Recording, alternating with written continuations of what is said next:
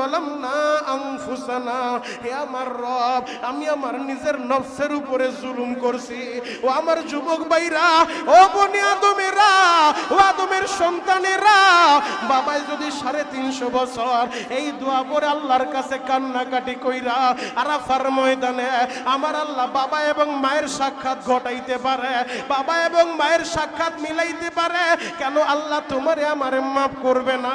চোখের পানি দিয়া আরাফার দিনে চোখের পানি জড়াইয়া আমার মাওলার কাছে দরখাস্ত দাও, মালিক রে, আমি বড় পাপী, আমি বড় গুনাহগার। আল্লাহ, আমার মতো গুনাহগার হয়তো আসমানের নিচে আর কেউ নাই, আমার মতো পাপী হয়তো জমিনের উপরে আর কেউ নাই রে আল্লাহ।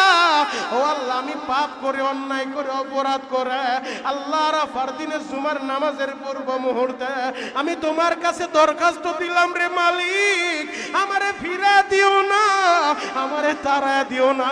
বড় আদর কইরা মসজিদে নিয়ে আসো তোমার কদমে সেজদা দেওয়ার লাইগা। আল্লাহ, যেহেতু মসজিদে ঢুকাইছো, আমারে মন্দিরে পাঠাও নাই, মসজিদে নিয়ে আসো। ও দয়ার আল্লাহ, ফিরা দিও না রে মাওলা, আমারে তাড়া দিও না। ও আমার যুবক ভাইরা, ও আমার হাজী সাহেব বাবাজিরা, মাথাটা নিচের দিকে দিয়া চোখের গরম পানিটা রেডি কইরা বিনয় বিনয় কান্দেন আর খালেস দিলে তওবা করেন। আল্লাহ, যেই দিনে বাবারে মাফ করছো, সন্তানদের কেন মাফ করবা না? যেই দিনে লক্ষ লক্ষ হাজিরে তুমি মাফ করে দিবা রে মাওলা, কেন তুমি আমাদের মাফ করবা না? আল্লাহ, তুমি আমারও মাফ করো, আমার মা বাবারে মাফ করো। ও মাহারা সন্তানেরা, ও বাবারা সন্তানেরা, যার মা বাইচা নাই রে ভাই, যার বাবাই বাইচা নাই, ওই মা বাবার কথা স্মরণ করে কান্না করো আর বলো, আল্লাহ, মা বাবার কবর জান্নাতের বাগান বানায় দাও।